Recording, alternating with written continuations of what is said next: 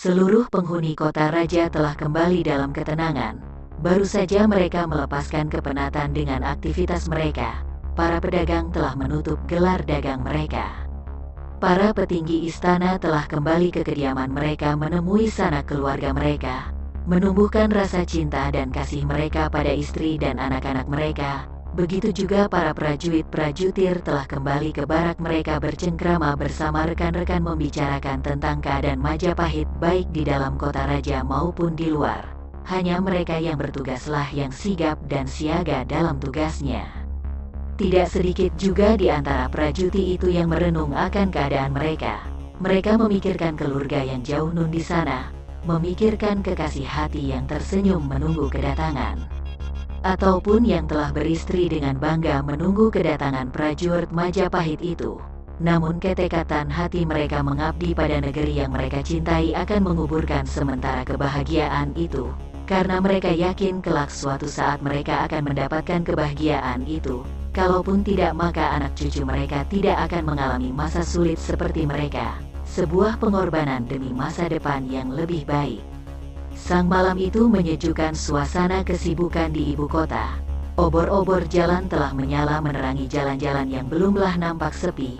Masih banyak yang berlalu lalang walaupun tak sebanyak ketika terik menyengat bumi. Terlihat prajurit-prajurit penjaga begitu siap dan dengan telaten menjaga regol utama kota raja.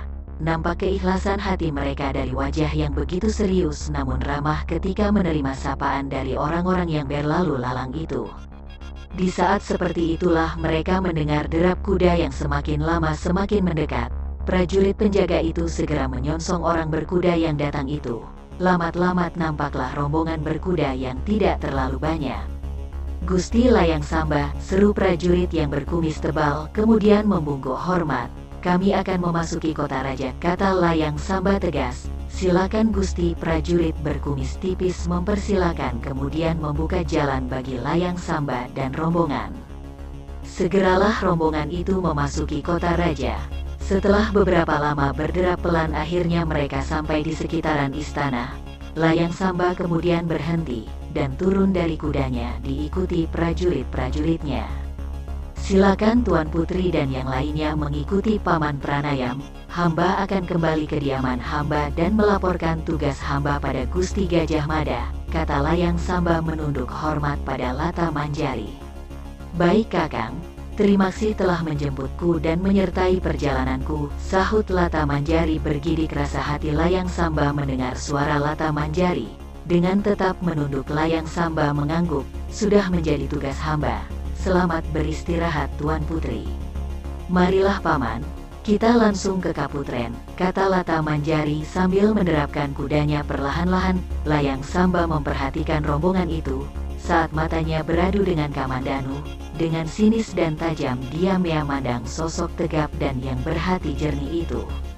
Kamandanu hanya mengerlingkan matanya, dengan tetap berpikir semoga kebaikan segera mendatangi hati anak muda itu, agar tak salah langkah dalam memilih jalan hidup.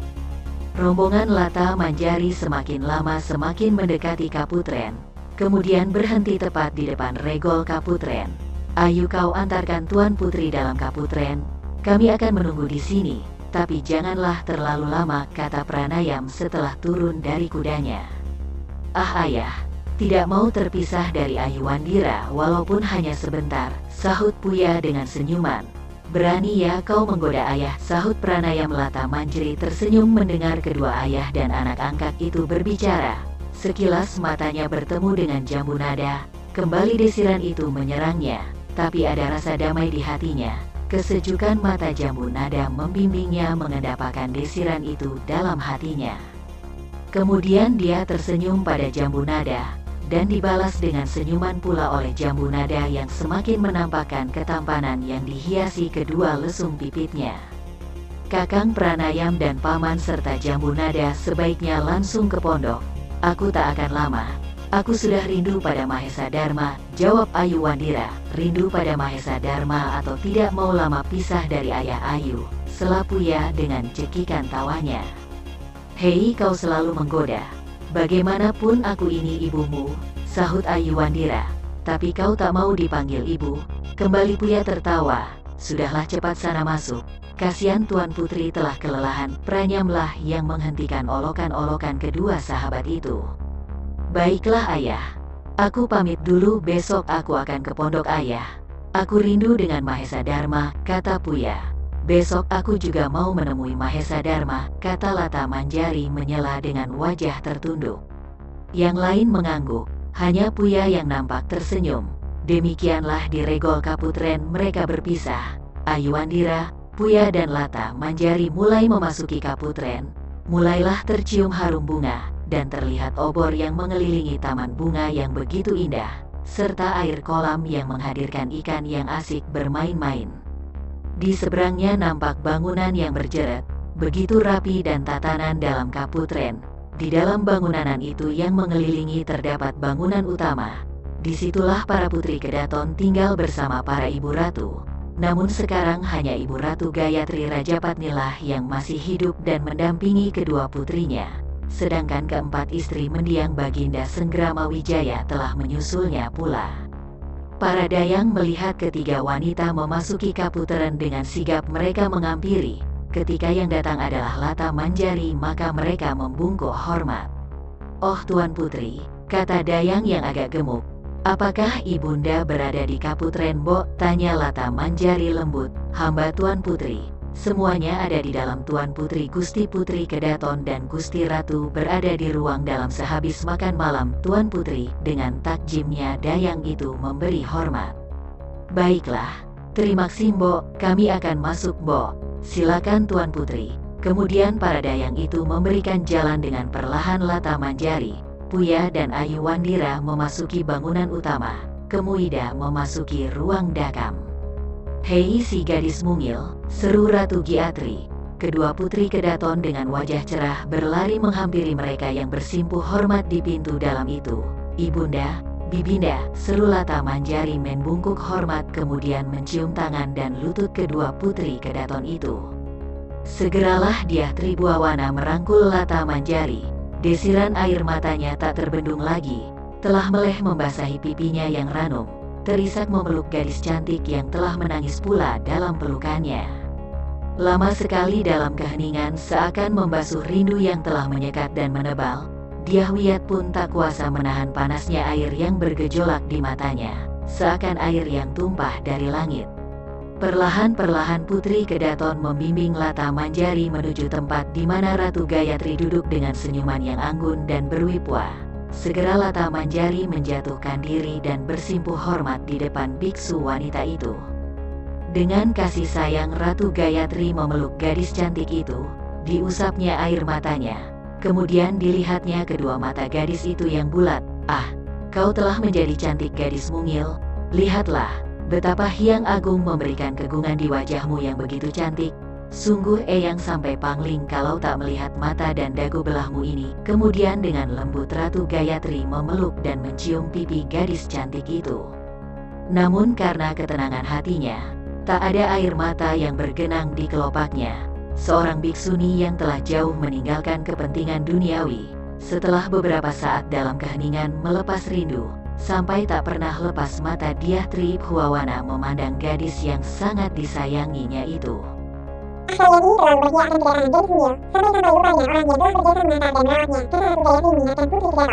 Mereka pun tersipu malu mengelap air mata. Padahal jarang atau mungkin hampir tak pernah orang luar melihat Putri Kedaton itu menitikan air mata. "Marilah Puya, marilah Ayu, masuklah ke sini," kata Dyah Tribhuwana memandang Puya dan Ayuandira dengan senyuman Bak Dewi yang baru datang dari langit. "Hamba Gusti," sahut Ayuandira dan Puya. Kemudian mereka beringsut hormat menghadap Putri Kedaton dan Ratu Gayatri. "Bagaimana perjalanan kalian Ayu?" tanya Ratu Gayatri. "Dengan pangestu Gusti, perjalanan kami tidak mengalami hal apapun. Namun ampun beribu ampun karena kami agak terlambat datang," kata Ayuandira bersedekap dan menunduk hormat. "Hambalah yang telah meminta Eyang Ratu, karena masih ada yang harus dikerjakan dengan Eyang Putri Penampihan," sela Lata Manjari. Ratu Gayatri mengangguk pelan dengan tak melepaskan senyuman. "Sekarang kembalilah Ayu ke podokmu, pasti kau kelelehan." Aku mewakili Kaputren mengucapkan terima kasih atas kesediaanmu menjemput dan menjaga cucuku yang manja ini. Pelan dan begitu gurihnya kata-kata yang lahir dari bibir biksuni itu. Dan kau Puya beristirahatlah. Pasti kau pun kelelahan apalagi mengurusi kenakalan gadis mungil, sambung Ratu Gayatri memandang Puya. Hamba Gusti, sahut Puya dengan hormat. Hamba mohon diri Gusti, kata Ayu Wandira, namun sebelum berpaling Lata Manjari telah memeluk Ayu Wandira. Eyang cantik, salam hormatku buat Eyang Kamandanu. Sampaikan salam terima kasihku juga pada Eyang Pranyama, lembut suara Lata Manjari. Hei, jadi Paman Kamandanu berada di kota raja. Diah Tribuawana memandang Ayu Wandira. Hamba Gusti, atas kemurahan Hyang Widi kami dipertemukan di Bukit Penampihan. Sebenarnya lah Eyang Putri Dewi Tunjung Biru adalah ibunda dari Bibi Sakawuni, jadi adalah mertua Paman Kamandanu, sahut Ayu Wandira. Oh, berarti beliau adalah istri dari mendiang Paman Banyak Kapuk. Ratu Gayatri nampak ceria. Demikianlah Gusti Ratu, sahut Ayu Wandira dengan senyumannya. Ternyata selama ini kita menempatkan Ananda Lata Manjari pada ibunda dari guru kita Ayunda. Sebuah keagungan Hyang Widi telah mengikatkan kita pada orang yang tepat dan telah lama menghilang. Lembut dan penuh senyuman Diah Wiyat ikut berbicara. Benar Adinda, sewaktu kita ke sana tak pernah Eyang Dewi Tunjung Biru menyebut nama Bibi Uni. Ternyata hati mereka begitu mulia tak pernah mengharapkan jasa dan imbalan. Diah Tribuawana menimpali apa yang dikatakan Diah Wiyat. Eyang Kamandanu bersama anaknya ibunda, kata Lata Manjari dengan wajah cerah pada Diah Tribuawana. Benarkah demikian Ayu? Tanya Diah Tribuawana. Demikianlah Gusti, sahut Ayu Wandira. Baiklah, besok kalau Kamandanu tidak keberatan katakan aku mengundangnya ke kediaman Raden Kudamerta untuk melihat keadaannya, kata Ratu Gayatri. Kenapa dengan Pamanda Kudamerta Eyang Ratu? Tanya Lata Manjari dengan wajah polosnya. Ratu Gayatri tersenyum kemudian kembali merangkul gadis itu. Tidak apa-apa gadis mungil, besok kita bersama-sama ke sana. Pasti Eyang Ratu mengira hamba akan menangis kalau mendengar orang sakit lagi, kata Lata Manjari cemberut. Hamba sekarang tak seperti itu Eyang Ratu. Sekarang orang sakit itu perlu diberi senyuman agar tak mengkhawatirkannya. Malahan akan mempercepat kesembuhan, lanjut Lata Manjari. Kedua putri Kedaton terkesiap, mereka tak menyangka akan keluar kata-kata seperti itu. Namun kemudian mereka tersenyum puas, seakan ada sebuah kebanggaan di hati mereka. Dengan senyuman Gusti Ratu memandang gadis cantik itu, wah, sekarang cucu Eyang sudah besar rupanya. Eyang lupa, sudahlah besok kita bicarakan lagi. Lihatlah bibimu dan Eyang cantikmu telah keletihan. Biarkan mereka istirahat, kata Ratu Gayatri mengakhiri percakapan itu. Demikianlah setelah dengan rasa haru, pertemuan di ruangan dalam itu kemudian menjadi lengang setelah Puya dan Ayu Wandira pamit mohon diri. Kemudian disusul Diah Wiyat serta Diah Tribuawana dan Lata Manjari. Malam itu Diah Tribuawana ingin tidur bersama putri cantiknya itu untuk meluapkan kerinduannya. Sementara itu di luar Kaputren Kamandanu menghentikan kudanya setelah tepat di depan sebuah regol pondok yang sederhana di antara pondok yang megah di kota raja itu. Walaupun nampak berbeda namun masih teringat jelas akan pondok itu. Tuan Kamandanu, ini adalah pondok Tuan dahulu sewaktu masih di kota raja. Kemudian atas kemurahan hati Gusti Putri Diah Tribuawana menghadiahkan pondok ini pada Ayu Wandira. Menurut beliau pondok ini adalah bekas kediaman Tuan dan mendiang istri Tuan. Jadi yang layak mendiaminya adalah Ayu Wandira keponakan Tuan sendiri, kata Pranayam dengan senyuman yang mengerti melihat Kamandanu berhenti di depan regol itu. Jadi ini dulu adalah pondok ayah dan ibu, tanya Jambu Nada dengan senyuman. Jambu Nada takjub dengan bangunan-bangunan di kota raja yang begitu megah. Apalagi istana Kaputren begitu indah dan dari jauh telah tercium wewangian bung yang semerbak. Luar biasa, desis anak muda itu. Iyang Ger, ini adalah rumah kedua orang tuamu, sahut Pranayam. Marilah Tuan, marilah Nger masuk, di dalamnya ada Mahesa Dharma, keponakanmu Engger. Marilah Tuan, kata Kamdanu. Kemudian diikuti Jambu Nada memasuki halaman pondok itu. seorang pembantu rumah dengan hormat dan tergopoh-gopoh mengambil alih ketiga kuda itu. "Marilah masuk Tuan," Pranyam mempersilakan Kamdanu dan Jambu Nada memasuki pondok. "Nyai, Sepranayam, tolong buatkan wedang jahe. Kalau ada makanan ringan tolong juga persiapkan." "Oh ya, apa Mahesa Dharma sudah tidur Nyai?" "Sudah Gusti, sudah cukup lama Angger Dharma tidur. Hamba ke belakang dulu Gusti," kata wanita setengah bayam menunduk hormat menuju ruangan belakang. Setelah membersihkan diri dan makan malam, Kamandanu dan Jambu Nada memasuki bilik yang telah dipersiapkan untuk mereka. Kamandanu dan Jambu Nada memilih kamar yang dulu pernah ditempati Panji Ketawang. "Dulu, bilik ini ditempati Kakang Munada," kata Kamandanu ketika mereka telah duduk di amben yang cukup empuk itu. "Besar sekali Ayah. Apakah Kakang Panji Ketawang hanya menempatinya sendiri Ayah?" tanya Jambu Nada sambil mengerlingkan matanya ke seluruh bilik itu. "Tentu Nada, kalau di pondok lain akan lebih besar biliknya Nada," sahut Kamandanu dengan senyuman. "Benarkah Ayah? Apalagi kamar Sri Baginda atau kamar guru gadis kecil?" dengan polosnya Jambu Nada bertanya. Dengan senyuman lelaki bekas Panglima Majapahit itu tersenyum memandang anak lelakinya itu. "Tentu lebih besar dan lebih indah Nada, tapi sebuah bilik bukanlah diukur dari keindahan ataupun besarnya sebuah bilik, tapi adalah sebuah kenyamanan dan ketenangan. Dengan ketenangan sebagaimanapun bilik akan membuat kita nyaman dalam beristirahat. Banyak orang yang berbilik besar nan indah, namun tidurnya tak pernah lelap, banyak hal yang dipikirkan dan dikhawatirkannya." Jambu Nada mengangguk pelan seperti menelan apa yang dikatakan Kamandanu, kemudian meresapkan makna kata-kata ayahnya. Begitulah setiap kali menerima pesan dan juga cara pandang dalam kehidupan dari Kamandanu, ayahnya, maka Jambu Nada akan berusaha mengamalkannya dalam kehidupan. Malam semakin tenang menuju peraduannya. Kota raja telah dibuai dalam lelapnya. Mungkin di antara ribuan orang itu lagi bermimpi bertemu dengan bidadari, pergi menuju sebuah tempat yang jauh dari bumi. Demikian dengan Kamandanu, entah angin apa yang membawanya dalam kelelapan. Di sebuah bilik dengan samar dia melihat wanita cantik melambainya pelan.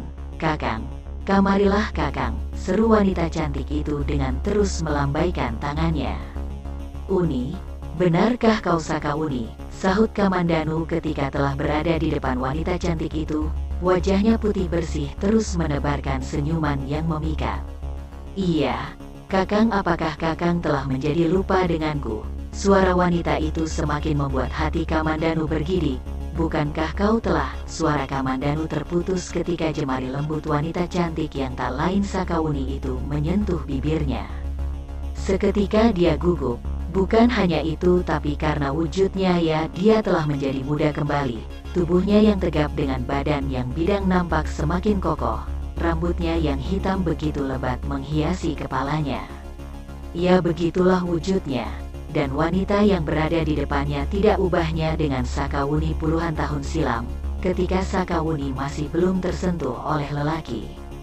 Tubuh wanita itu begitu ramping selaras dengan pinggulnya yang berisi, serta jenjang lehernya semakin nampak indah dengan sanggul rambutnya yang lurus kehitaman. Belum lagi lentik bulu mata, dengan dihidupkan kelopak mata yang kadang redup kemudian terbuka dengan bola mata yang indah seakan bersinar, hidung yang nampak naik begitu kokoh dengan pipi bersih semakin ranum dengan bibir tipis yang terus menyunggingkan senyuman. Kamandanu nampak takjub dengan pemandangan wanita cantik di depannya. Wanita yang dulu dengan ikhlas menerima segala kekurangannya. Wanita yang setia bersamanya mengarungi kehidupan yang keras, bersama ikut dengan berbagai gelar perang. Wanita yang dengan setia merawatnya ketika sakit dan wanita yang selalu memberinya ketenangan dalam menghadapi hidup yang keras. Dan tak kalah hebatnya wanita yang telah memberinya seorang pemuda tampan, tempat dia menitipkan cita-cita luhurnya. "Kakang, aku merindukanmu Kakang," desah wanita itu menyandarkan tubuhnya di dada bidang Kamandanu. Kamandanu begitu terpana, tanpa mampu berucap. "Apakah kau tak merindukan aku Kakang?" tanya Sakauni dengan wajah cemberut yang akan membuat para lelaki bergidik hatinya. "Tentu Uni, Tentu aku merindukanmu, jawab Kamandanu kemudian memeluk tubuh ramping istrinya. Sakawuni tersenyum bahagia, Kakang. Terima kasih kau telah mencintaiku dengan sepenuh hatimu. Tak ada yang melebihi kebahagiaanku ketika aku menyadari dan mengetahui akan cintamu yang suci padaku. Suara Sakawuni mengalun indah. Kakang, peluklah aku Kakang. Aku ingin merasakan hangatnya cintamu Kakang. Suara itu semakin membuat Kamandanu gugup. Dengan tangannya yang kokoh dan jemari yang nampak perkasa, tubuh Sakawuni telah damai dalam pelukan lelaki tampan itu. Kakang, apakah kau tahu bahwa cinta di hatiku padamu seluas samudra setinggi langit nun jauh di sana? Kata Sakawuni sambil membelai dada bidang Kamandanu. Ah, kau sungguh pandai merayu Uni, jawab Kamandanu. Kakang, aku tidak merayu. Aku mengatakan sebenarnya Kakang. Cemberut wajah Sakawuni. Iya Uni, Kakang pun demikian. Sambil Kamandanu menjepit hidung Sakawuni yang meninggi. Aduh, sakit Kakang, jerit Sakawuni. Uni, seru Kamandanu. Kenapa Kakang? Kata Sakawuni kemudian mendongok melihat lelaki tampan di depannya. Ah, Kakang, untuk mengatakan cinta saja begitu susahnya mulut Kakang berucap. Kan aku istrimu Kakang, ingin juga aku mendengar dari mulutmu bahwa kau mencintaiku. Kamandanu tersenyum dikecupnya lembut kening istrinya. Aku benar-benar mencintaimu Uni, sahut Kamandanu lembut. Terima kasih Kakang, kata Sakawuni merapatkan pelukannya. Kakang, bimbinglah putra kita. Jadikanlah dia seperti dirimu Kakang. Aku berharap suatu saat anak kita dapat memberi harum nama Majapahit. Tapi biarlah dia bekerja di belakang. Tak harus dia menjadi pahlawan yang akan ditulis dalam rontal. Tak perlu namanya ditulis di batu-batu prasasti. Tak perlu pula namanya tercantum dalam kitab-kitab yang mungkin kelak akan dikenang anak cucu Majapahit. Karena dengan jabatan, dengan nama yang besar akan membuatnya lupa akan keberadaannya di bumi sebagai manusia yang bertanggung jawab terhadap lingkungannya, orang lain, keluarganya, bahkan pada dirinya sendiri dan lebih-lebih pada Hyang Widi. Jadikanlah dia kastria yang bekerja tanpa imbalan, yang tanpa mengharapkan akan sesuatu atas apa yang dikerjakannya. Apakah kau mau Kakang mewujudkan harapanku pada putra kita? Tentu Wuni, aku pun berharap demikian.